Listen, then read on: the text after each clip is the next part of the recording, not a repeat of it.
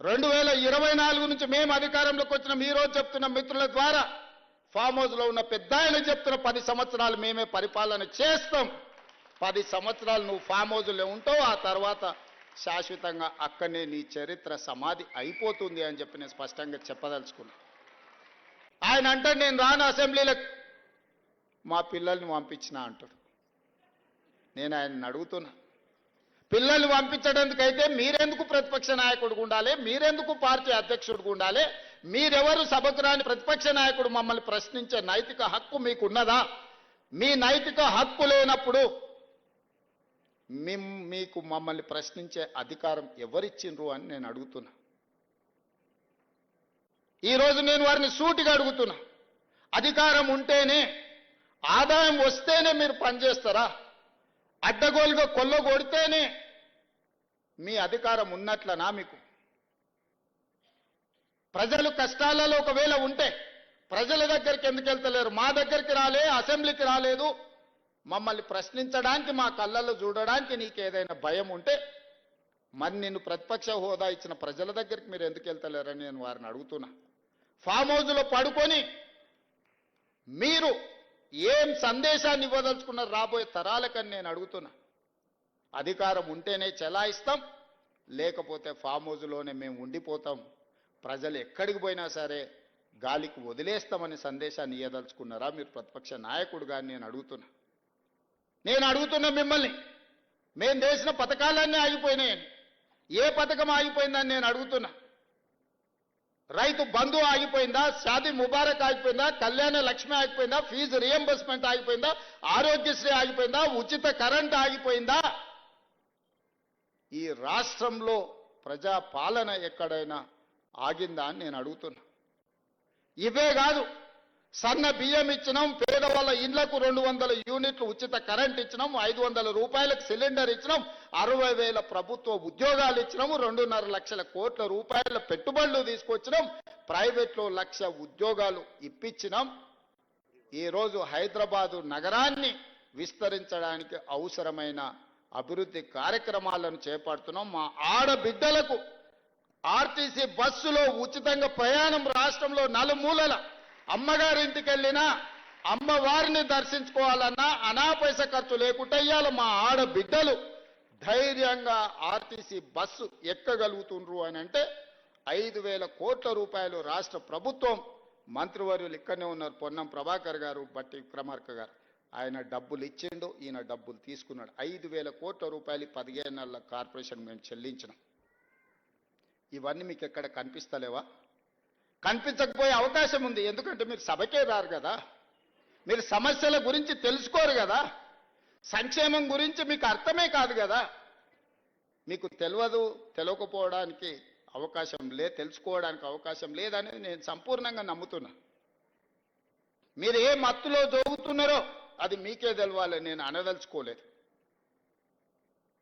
మరి ఏ బాధ్యత లేని మీరు మమ్మల్ని కడుపు నిండా విషం పెట్టుకొని విద్వేషపూరితమైన ప్రసంగం చేయడం ద్వారా ప్రజల మధ్యలో చిచ్చు పెట్టాలనే ప్రయత్నం ఈ తెలంగాణ రాష్ట్రానికి మంచిదా అని నేను అడుగుతున్నా. ఏ చిన్న కార్యక్రమం ఉన్న ముఖ్యమంత్రిగా నేను రావడం లేదా? ఇదే రవీంద్ర భారతిలో ఈ సంవత్సరం క్యాలెండర్ తీయండి, ఎన్ని కార్యక్రమాలలో నేను వచ్చి మిమ్మల్ని అందరినీ కలిసిన. ప్రతిరోజు ఎక్కడికి వెళ్ళిన అత్యంత సామాన్యులను కూడా కలిసి ఎవరు పిలిచినా రేవంత్ అన్న అంటే ఏంది అని వెనక్కి తిరిగిపోయి కలిసి మాట్లాడి వాళ్ళ సమస్యలు తెలుసుకొని పరిష్కరించే ప్రయత్నం చేస్తున్నా కదా. తీయండి, 94 నుంచి 2004 వరకు 10 సంవత్సరాలు తెలుగుదేశం అధికారంలో ఉంది. 2004 నుంచి 2014 వరకు కాంగ్రెస్ పార్టీ రాజశేఖర్ రెడ్డి గారు అధికారంలో ఉన్నారు. 2004 నుంచి దాదాపుగా 2024 వరకు 10 సంవత్సరాలు చంద్రశేఖర్ అధికారంలో ఉన్నాడు. 2024 నుంచి మేము అధికారంలోకి వచ్చిన ఈ రోజు చెప్తున్న మిత్రుల ద్వారా ఫామ్ హౌస్లో ఉన్న పెద్ద ఆయన చెప్తున్న 10 సంవత్సరాలు మేమే పరిపాలన చేస్తాం. 10 సంవత్సరాలు నువ్వు ఫామ్ హౌస్లో ఉంటావు, ఆ తర్వాత శాశ్వతంగా అక్కడనే నీ చరిత్ర సమాధి అయిపోతుంది అని చెప్పి నేను స్పష్టంగా చెప్పదలుచుకున్నా. ప్రజలు విజ్ఞులు, ప్రజలకు పరిపాలన తెలుసు. ప్రజలు ఎవరు ఏం చేస్తున్నారో, ఎవరు ఏం మాట్లాడుతున్నారో, ఎవరి ఆలోచన ఎట్లుందో ప్రజలు తెలియనంత అమాయకులా? కొట్లాడి తెచ్చుకున్న తెలంగాణ కోతుల గుంపుకు అప్పచెప్పినట్టయింది మొదటి 10 సంవత్సరాలు. తాను చెడ్డ కోతి వనమల్ల చెడిచే అని నీ కుటుంబం మొత్తం కలిసి ఈ తెలంగాణ మీద పడి దోసుక తిన్న మాట వాస్తవం కాదా? అందుకే ఈరోజు సూటిగా వారికి విజ్ఞప్తి చేస్తున్నా. కాళేశ్వరం మీద చర్చ చేద్దామా? ఉచిత బస్సు ఆడబిడ్డలకు ఇచ్చిన దాని మీద చర్చ చేద్దామా? రైతు రుణమాఫీ మీద చర్చ చేద్దామా? రైతు బంధు మీద చర్చ చేద్దామా? తెలంగాణ ఉద్యమంలో చురుకైన పాత్ర పోషించిన విద్యార్థులు, ఉద్యమకారులు, నిరుద్యోగ యువకుల గురించి మేము ఇచ్చిన 60,000 ఉద్యోగాల మీద శాసనసభలో చర్చ చేద్దామా? లేదా 30 సంవత్సరాల నుంచి ఎంతో మంది ప్రాణాలు వదులుకొని సాధించుకోవాలనుకున్న ఎస్సీ వర్గీకరణ మీద చర్చ చేద్దామా? 100 సంవత్సరాల నుంచి కులగణన జరగాలి. ఈ దేశంలో ఎంతమంది బలైన వర్గాలు ఉన్నారో ఈ దేశంలో పశు సంపదకు కూడా లెక్క ఉంది, కానీ మా బలైన వర్గాలకు లెక్క లేదు అని ఆవేదన చెందుతున్న సందర్భంలో దేశానికే ఆదర్శంగా నిలబడి తెలంగాణ రాష్ట్రం కులగణన మీద చేసిన దాని మీద చట్టసభలలో చర్చ చేద్దామా? దేని మీద చర్చ చేద్దాం? చంద్రశేఖరరావు గారు మీరు చెప్పండి అని నేను అడుగుతున్నా. నేను సిద్ధంగా ఉన్నా. ప్రతిపక్ష నాయకుడిగా మీరు సూచన చేయండి. మా నిర్ణయాలలో లోపాలు ఉంటే ఎత్తి చూపండి, సవరించుకోవడానికి మేము సిద్ధంగా ఉన్నాం.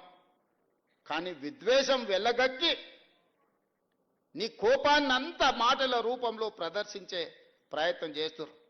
ఆయన కళ్ళకు, ఆయన చూపుకు ఒకవేళ బలమే ఉంటే ఆయన కడుపులో ఉన్న విషంతోనే ఒకవేళ ఎదురుగున్న వాళ్ళని మాయం చేసేది ఉంటే ఈ పార్టీకి వేదిక మీద ఉన్న మేము ఎవ్వరం లేకుండా పోయేటోళ్ళం. అంత విషం ఆయన మాటల్లో కళ్ళల్లో కనిపిస్తుంది. ఎందుకే 40 ఏళ్ళు తెలంగాణ ప్రజలు నేను గుండెల్లో పెట్టి చూసుకున్నందుక